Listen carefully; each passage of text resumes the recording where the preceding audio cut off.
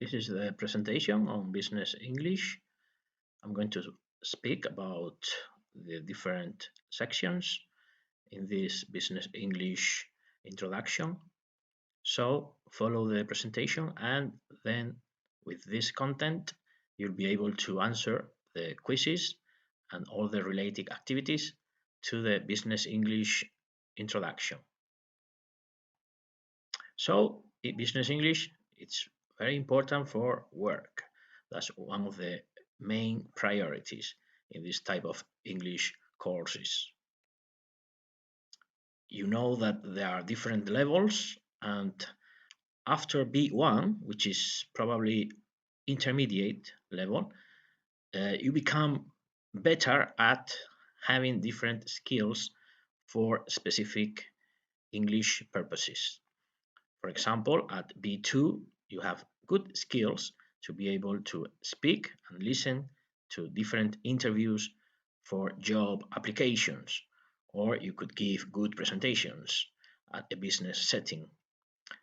However, the most crucial skill to have would be speaking and specific skills for speaking in public and businesses with an advanced level. For example, after C1 and then C2, you would start getting an excellent level for these kinds of practices. Definitions for business English. There are many different definitions. All of them are valid. You have very good definitions here, and they address different aspects of the language. You see that you can work with business English at different levels. For example, the first one, you have to deal with many different business contexts or situations, like speaking in public or having to carry out an interview. You have to be very formal in your language, not only for speaking, but also for writing. So you have different business documents that you have to get familiar with. Then you also need business English for international travel. You may be working in an international company and you are required to travel a lot. So business English is very important for that. In this case, business English is related to the concept of ELF, English as a lingua franca, which means that this is English for international aims. And finally, you have a very important vocabulary and grammatical constructions that you need to master for business English. And in this case, we are talking about more specialized constructions, more specific terms that you need for this area. You have different areas in business English in which you could be working and where you could be then communicating for work. For example, commerce, trade, finance, politics, etc.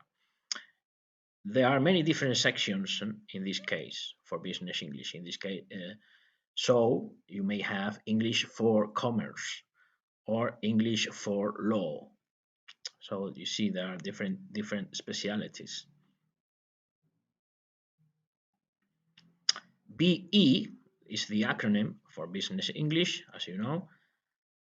So you have different types of communications that you use for business English. You have an examples here. For example, you may need to give information in a business. You have to deal with products. You have to sell the products, or you may have to market these.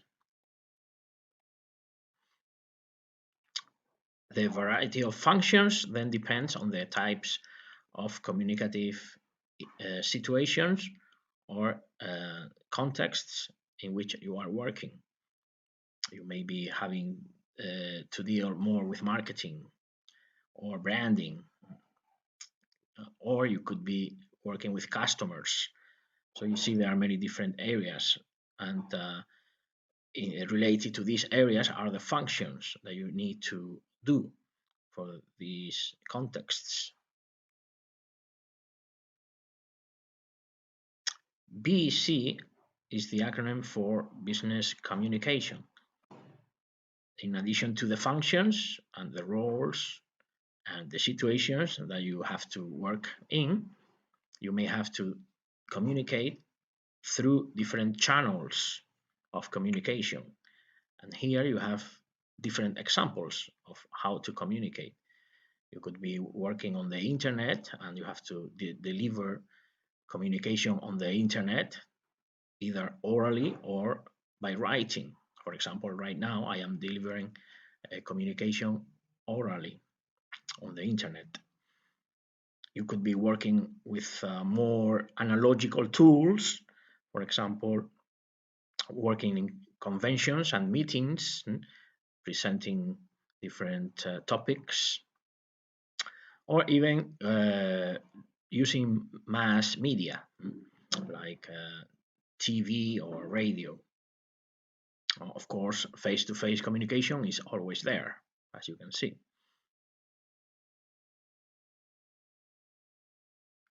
So, why do we have to use English in business more than any other languages? First of all, English is global. Now, it's not only for English for tourism, but also for business. Sorry, it's not only for business, but also for tourism and other areas where you have to work and communicate in English. Medicine, engineering, science, all types of areas you have to communicate more in English. Also, you have the academic context in which, for example, if you are going to study abroad, you may communicate in English instead of other languages more. The employees in companies use English as the main language. These companies, of course, are international companies and they are all over the world. You may be working in Spain, but you could also be working with people from China or from other countries, and the main language is going to be English. You also use English a lot on the internet and with technologies. So if you're going to work with communication technologies and other social communication technology resources, then you probably have to use English. So the importance of business English is related to the business leverage. How good, how proficient, how productive are you in business English? That's the meaning of to have a good leverage with English, with business English. One of the key ingredients for this is to know how to express yourself, how to communicate in different situations, in different contexts. You have to be very formal and polite in certain situations, and you have to know about different conventions and rules and strategies. And for this, you need to be acquainted, you need to be familiar with the language and with the type of business English communication. The career growth is very important. It's going parallel to how good your business English level may get. So the more you work, you probably the more you're going to get a better level at business English because you gain confidence and you gain a better performance. So business English provides you with that knowledge and you are able to practice this as you go along your career. The World Wide Web, the contents on the internet, the resources that you can find on the web, the different tools that you use for communication. These are also important and are related to how good you are becoming to communicating in business English. And then now for this type of course, the business English course, and how we can look at it at university level.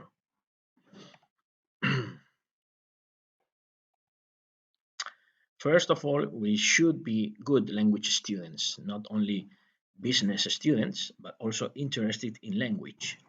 So you need to be interested in the specific vocabulary, the specific expressions, specific grammatical constructions that you need to be acquainted and you need to be more familiar with to be able to produce correctly. And this is an important thing when you are first approaching a level like this. Different strategies to do this that we should keep in mind, at least try to do it as much as we can.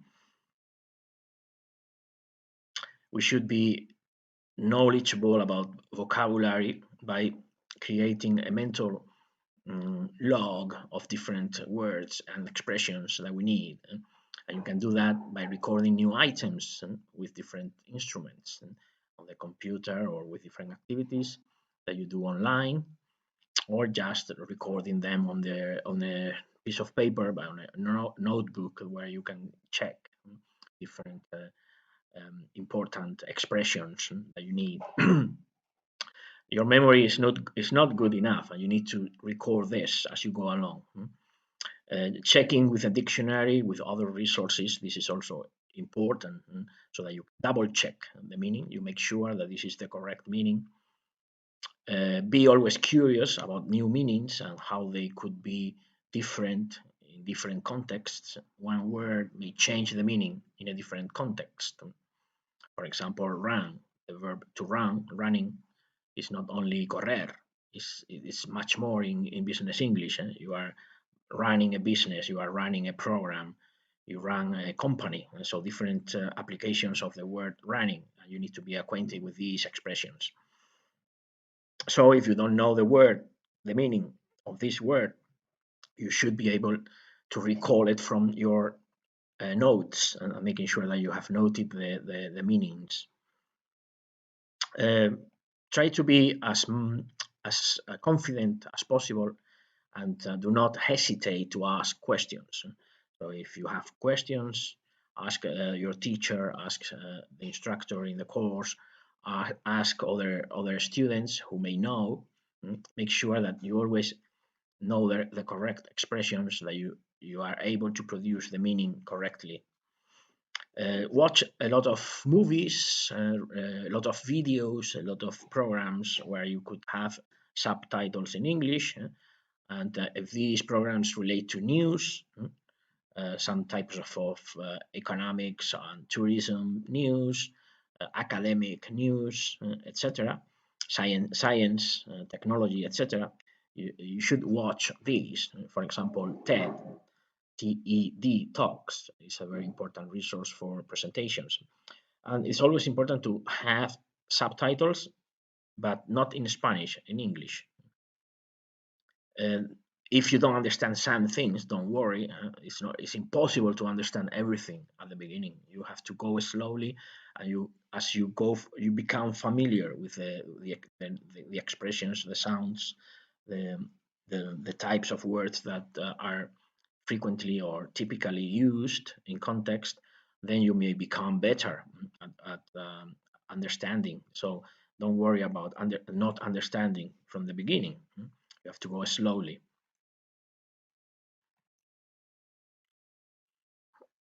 The logs or the blogs that you are working on are important sources of information, so that you progress by checking new vocabulary and, and new expressions. So make it as enjoyable as possible for you. So it's not just one way, but trying to enjoy this by being active with the language as much as possible. Try to broaden your skills. That's another important element. By as we said, practicing as much as possible every day. You should be having interests in understanding things and watching things in English every day. Maybe you can make lists of different resources that you like, different movies that you like in English, maybe also jokes in English, everything that stimulates you uh, you could work with, you could do things with every day or almost every day in English. Songs or even poems, rhymes, etc. These are also important to become more fluent at listening and reading in English. Vocabulary is crucial in English, but in business English, it's even more important because there are very specific vocabulary, and there are also academic and professional vocabulary that you need to know to be able to communicate appropriately. How to gain more vocabulary? Like we said, use resources like dictionaries and glossaries in business English.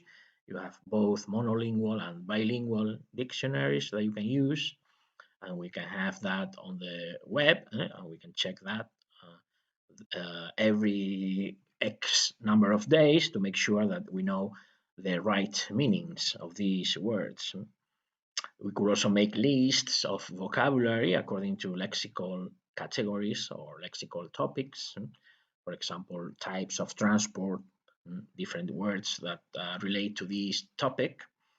Imagine that you want to work, for example, in banking, in a bank. So maybe many words related to banking. There are many different apps that you can use on the telephone, on the mobile telephone, and words that relate to business and to other areas can be exploited easily with these types of apps for vocabulary checking. And reading and translating, of course, is very important. So you should read as much as possible on the internet in English, different news, different texts related to your academic studies as well. So try to read as much as possible. And if you don't understand words, make sure that you know the meaning, and maybe the translation in Spanish is also a good reference in some cases, and to make sure that there is an equivalent for these words. So check everyday situations, these new words that you learn. They may be right where you work, or right where you study. So make sure that you know these words. Make sure that you understand the meaning and how to use them. Finally, let's see some important goals for English and what kind of things business English can improve in your own work, in your own life. The meaning of smart in business English is that you have English that is specific, as we said, specific in an area in business, and also sub areas or categories of these areas like commerce, banking, politics, etc. Then English that is measurable, it means that this English you can quantify in terms of the important vocabulary, the important constructions that you need for this. Also important situations, contexts where you're going to work and study in business English. Attainable, meaning that this business English is attainable at a certain level. As we said before, for example, at B2, you have a good level for business English, and you can attain many different things in business English. Of course, if you go up on the level to C1 and of course C2, you have a very good attainable level for business English. You can make and do many things in business English. You have to be realistic in terms of how well or how good your performance is at a certain point.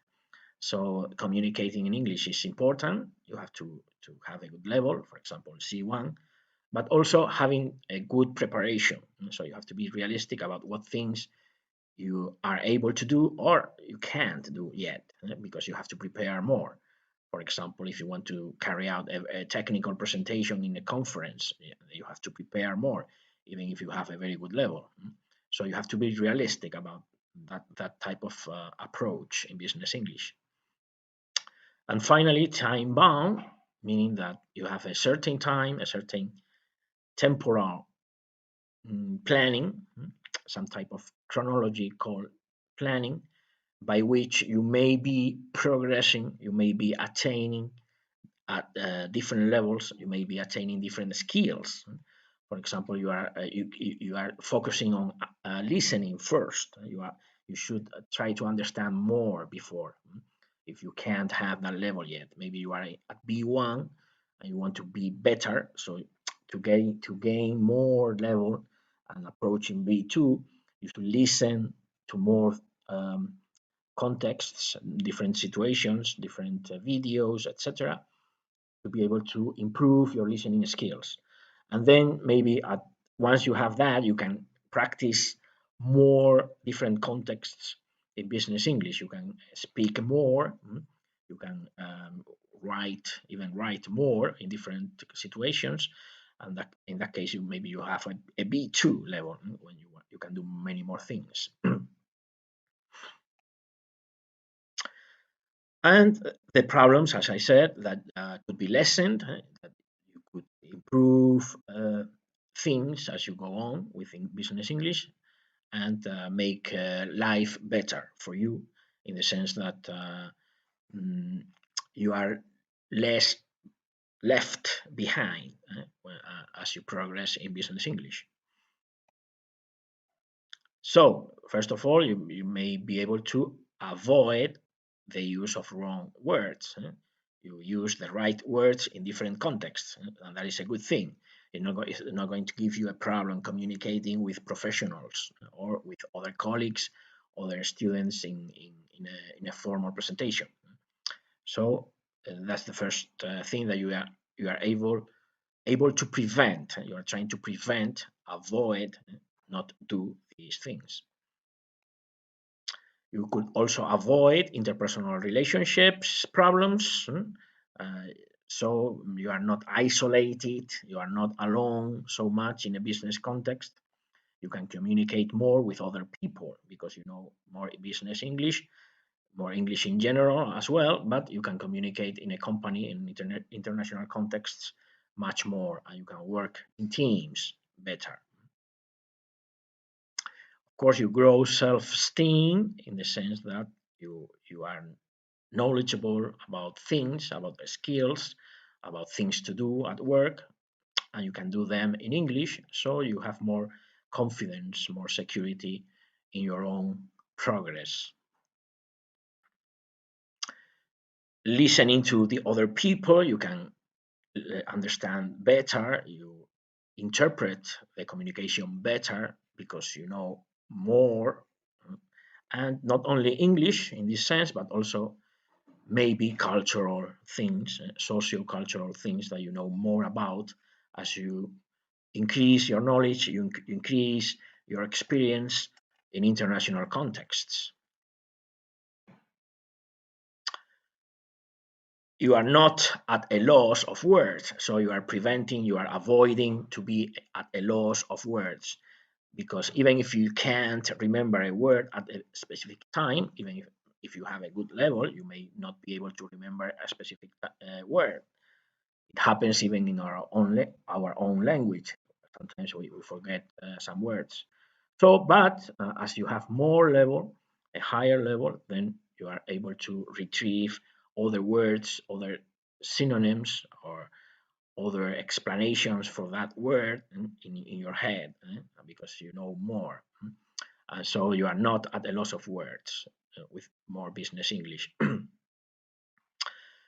Limited ideas, you are able to prevent, to avoid this problem by having more knowledge of English speaking situations, because you are able to communicate with more people, you are able to read more information in English, uh, because English, as we said before, is global, and everything is published in English, so you are able to access more information. You have more options, more choices, and you become more open to have more information. You are able to analyze more things. And when you are working with other people, you may be able to listen to many different types of opinions, ideas, projects, issues, and you can analyze more things. So your company is going to prefer that kind of people, like those people who are able to listen more and to be able to cooperate more with other people, because then you come up with more ideas, and you are more productive for your company. You prevent to have conflicts at work. This is what this image means, in the sense that people are going to be satisfied with your work, because you are productive, and you are able to adapt more. So your boss is going to be less angry. It's going to be more satisfied with you in general. And finally, you avoid a downfall, or a tendency to decrease in terms of professional abilities, because you have more options. You open up spaces. For example, if you are in a company and this is not going so well, you may be able to do something about it, and work with other people, or have more options in other companies, in more international projects, etc. So that's all. Thank you for listening, and we'll do things with these ideas. And I hope you understand these ideas, and especially how important these are for your work, for your studies, and for your future career. Okay, so thank